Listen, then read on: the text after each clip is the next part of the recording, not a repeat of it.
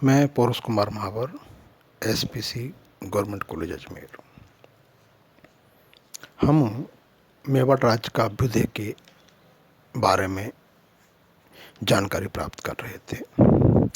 आज मेवाड़ के गोहिलों में या मेवाड़ के गोहिलों के उदय के बाद गोहिल वंश का प्रतापी शासक बप्पा या बापा के बारे में बात करते हैं। मेवाड़ के इतिहास में बापा, जिसे बप्पा, बप्पक, बाप आदि नामों से पुकारा जाता है, का महत्वपूर्ण स्थान है। प्रामाणिक साक्ष्यों के अभाव में बप्पा के जीवन की मुख्य घटना और उसका तिथिक्रम निर्धारित करना दुष्कर कार्य है। ख्यात लेखकों ने इस चमत्कारी व्यक्ति के संबंध में अनेक प्रकार की कपोल कल्पित घटनाएं लिखकर उसकी ऐतिहासिकता को और भी रहस्यमय बना दिया है। कर्नल टाड ने इसी प्रकार की जनश्रुतियों के सहारे निम्नलिखित विवरण प्रस्तुत किया है। ईडर के गोहिल वंशीय राजा नागादित्य की हत्या के बाद उसकी विधवा पत्नी अपने 3 वर्षीय पुत्र बप्पा को बड़नगर, नागर जाति की कमलावती के वंशजों के पास ले गई। कमलावती ने गोह के जीवन को बचाकर शिलादित्य के राजवंश की रक्षा की थी और तब से उसके वंशज गोहिल राजवंश के कुल पुरोहित थे। भीलों के आतंक के फलस्वरूप कमला के वंशधर ब्राह्मण बप्पा को लेकर भांडेर नामक दुर्ग में चले गए। इस स्थान को निरापद न समझकर ब्राह्मण लोग बप्पा को लेकर नागदा के समीप के जंगल में स्थित पाराशर नामक स्थान पर आ गए। यहाँ बप्पा ब्राह्मणों के पशुओं को चराने लगा। बप्पा के बचपन के संबंध में अनेक अद्भुत बातें सुनने और जानने को मिलती है। उनमें से एक ये है कि नागदा के सोलंकी राजा की कन्या का जंगल में खेल में बप्पा के साथ विवाह और बप्पा का भागकर पहाड़ों में शरण लेना। दूसरी घटना इस तरह है कि बप्पा जिन गायों को चराता था उनमें से बहुत अधिक दूध देने वाली थी, परंतु संध्या के समय जब गाय वापस आती थी तो उनके थनों में दूध नहीं मिलता था। रहस्य जानने के लिए बप्पा का गाय के पीछे पीछे जाना, गाय का निर्जन कंदरा में जाना, शिवलिंग तथा उसके सामने तपस्या करने वाले हरित ऋषि को दूध की धार प्रदान करना, बप्पा द्वारा भक्ति भाव से हरित की सेवा करना, हरित द्वारा बप्पा के लिए महादेव भगवान से मेवाड़ राज्य मांगना, स्वर्ण प्रस्थान करते समय हरित के मुंह से बप्पा के पैरों पर पीक का गिरना आदि बातों का विवरण है। इसी तरह नैन्सी ने भी लिखा है कि हरित ऋषि ने बप्पा को किसी स्थान से 15 करोड़ मूल्य की स्वर्ण मुद्राएं निकालने का आदेश दिया था और ये भी कहा था कि इस धन से सेना का संगठन कर मौर्यों से चित्तौड़ का राज्य ले लें। बप्पा ने ऐसा ही कहा।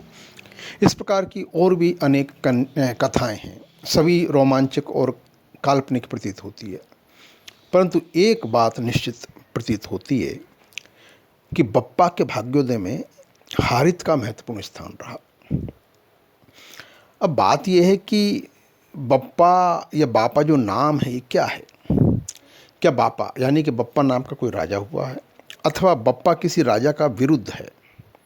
इस संबंध में इतिहासकारों में भारी विवाद है। कुछ कहते हैं बप्पा किसी राजा का नाम नहीं, उपाधि है। अब यदि उनके मत को स्वीकार कर लिया जाए तो प्रश्न ये उठता है, ये उपाधि किस राजा की थी? कर्नल टाड के अनुसार शील नामक राजा की थी। श्यामल दास के अनुसार ये शील के पोते महेंद्र की थी। भंडारकर के अनुसार ये खुम्माण की थी और ओझा के अनुसार ये उपाधि कालभोज नामक राजा की थी। परंतु सभी विद्वानों ने अपने अपने मत के पक्ष में वजनदार तर्क भी प्रस्तुत करे हैं। अभी तक किसी का भी मत सर्वमान्य नहीं हो पाया। अब बप्पा का समय क्या रहा, यह भी बड़ा विवादास्पद है। कर्नल टाड, गोपीनाथ शर्मा, श्यामल दास, भंडारकर आदि सब अपने अपने तरीके से बप्पा का काल निर्धारण करते हैं, किंतु बप्पा का समय 7वीं शताब्दी के तृतीय चरण के आसपास मानना उचित रहेगा। अब जनश्रुति के अनुसार 8वीं शताब्दी में बप्पा रावल ने मेवाड़ क्षेत्र में एक स्वतंत्र राजवंश की नींव रखी जो गोहिल के नाम से विख्यात हुआ। जनश्रुति के अनुसार बापा ने मौर्य वंशी राजा मान मौर्य को परास्त कर चित्तौड़ पर अधिकार किया था। परंतु इन जनश्रुतियों में विशेष वजह नहीं है, क्योंकि शिलालेखों से पता लगता है कि मौर्यवंशी शासक 9वीं शताब्दी में चित्तौड़ पर शासन कर रहे थे। अबुल फजल ने भी बापा द्वारा चित्तौड़ लेने का उल्लेख नहीं किया है। वस्तुतः चित्तौड़ विजय के साथ बापा के नाम का उल्लेख बाद के काल की राज प्रशस्ति अथवा ख्यातों में देखने को मिलता है। चित्तौड़ विजय का कार्य बापा के बाद किसी गुहिल वंशी राजा ने किया होगा। मेवाड़ के गुहिल शासक तो अपनी स्वतंत्र सत्ता को कायम नहीं रख सके।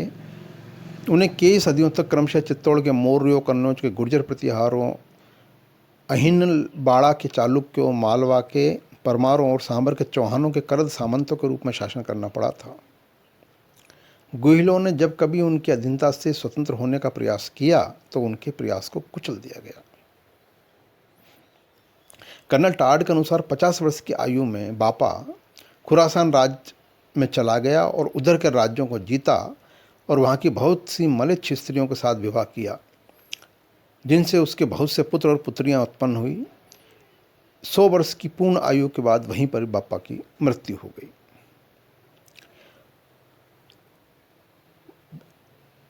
इतिहासकार टाड का यह वृत्तांत कपोल कल्पित बताते हैं। इसमें कोई सच्चाई नहीं है, क्योंकि बापा का देहांत नागदा में हुआ था और आज भी बापा का समाधि स्थल बप्पा रावल के नाम से प्रसिद्ध है।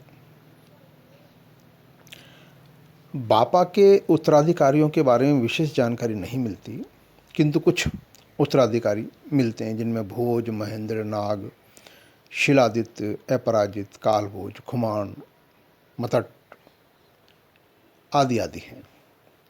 भोज के समय में शांति बनी रही, परंतु मेवाड़ के भीलों ने महेंद्र से उसकी भूमि छीन ली और उसकी हत्या कर दी। कुल मिला के हम ये कह सकते हैं कि बापा के बाद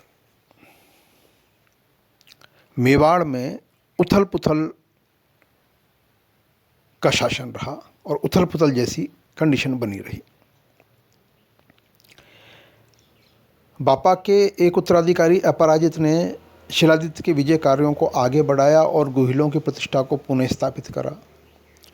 किसी के बारे में हमको जैसे कालभोज के बारे में स्पष्ट जानकारी नहीं मिलती।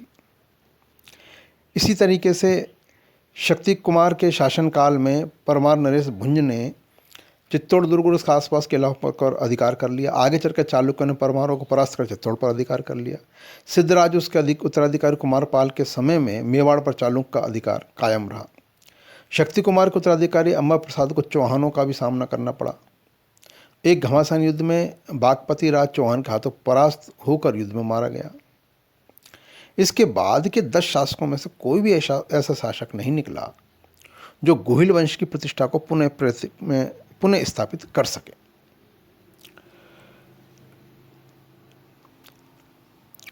उसके बाद में जालोर के चौहान राज्य के संस्थापक कीर्तिपाल कीतू के हाथों पराजित होकर सामंत सिंह, जो गुहिल वंश का शासक था, को भागना पड़ा। कीर्तिपाल ने चित्तौड़ को अपने अधिकार में ले लिया, परंतु सामंत सिंह के छोटे भाई कुमार सिंह ने चालुक्य तथा सिसोदिया सरदार भुवनपाल की सहायता से कीर्तिपाल को परास्त करके चित्तौड़ को अधिकृत कर लिया। और कुमारपाल के बाद पदम सिंह और उसके बाद जेत्र सिंह सिंहासन पर बैठा। तो बप्पा के बाद में बप्पा से लेकर के जेत्र सिंह के बीच का काल, उसमें मेवाड़ में बड़ी उथल पुथल और बड़ा असंतुलन वाला काल रहा। लेकिन जेत्र सिंह जब सिंहासन पर बैठा तब जाकर के गुहिल शासक पुनः शक्तिशाली हो सके।